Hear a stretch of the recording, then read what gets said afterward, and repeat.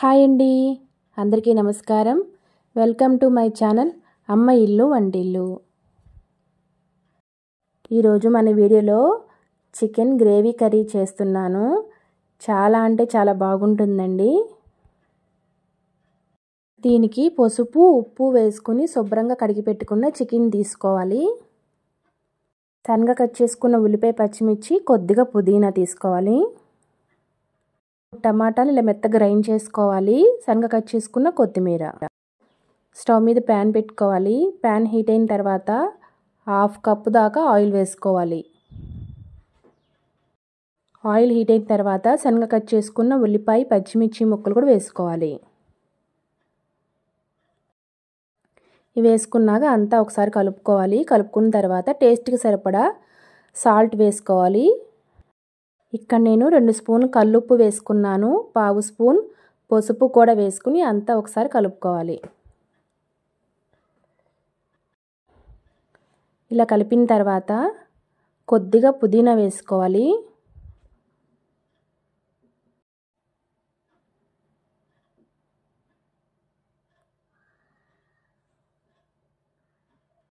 అంతా కలుపుకొని 1 స్పూన్ అల్లం వెల్లుల్లి పేస్ట్ కూడా వేసుకోవాలి.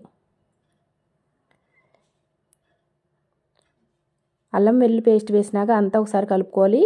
ఈ ఉల్లిపాయ ముక్కలు అనేది మనకి లైట్గా ఎరుపు రంగు వచ్చే వరకు ఫ్రై చేసుకోవాలి.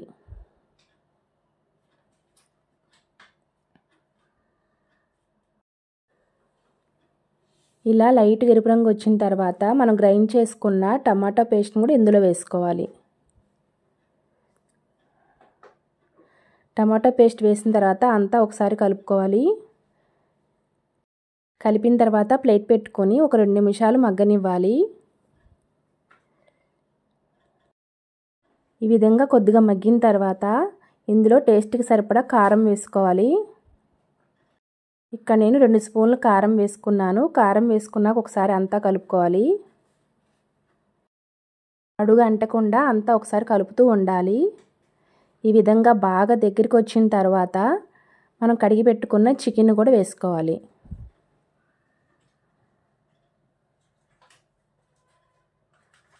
చికెన్ వేసుకున్న తర్వాత అంతా ఒకసారి కలుపుకొని మనం ప్లేట్ పెట్టుకోవాలి.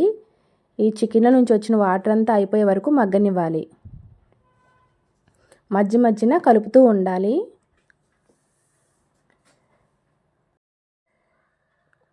చూసారుగా ఇలా చికెన్ అంతా దగ్గరికి వచ్చిన తర్వాత ఒక 1/2 గ్లాస్ వరకు వాటర్ పోసుకోవాలి.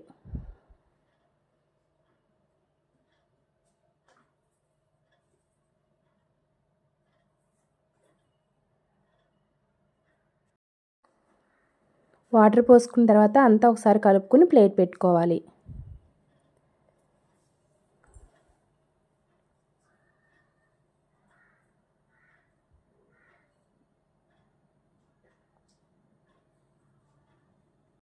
వాటర్ అనేది కొద్దిగా దగ్గరికి వచ్చే వరకు మనం మగ్గనివ్వాలి చికెన్ని.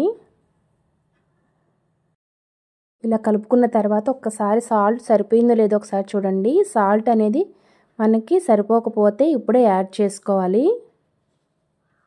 దగ్గరికి వచ్చిన తర్వాత ఇలా సన్నగా కట్ చేసుకున్న కొత్తిమీరను వేసుకోవాలి. 1 spoon chicken masala, 1 spoon garam masala వేసుకుని అంతా ఒకసారి కలుపుకోవాలి. చికెన్ కర్రీ అయితే మనకి రెడీ అయిపోయింది. టేస్ట్ అయితే చాలా అంటే చాలా బాగుంటుంది.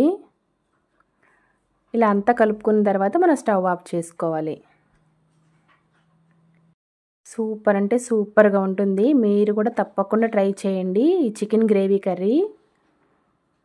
చికెన్ కర్రీ రైస్లోకి బిర్యానీలోకి చాలా బాగుంటుంది.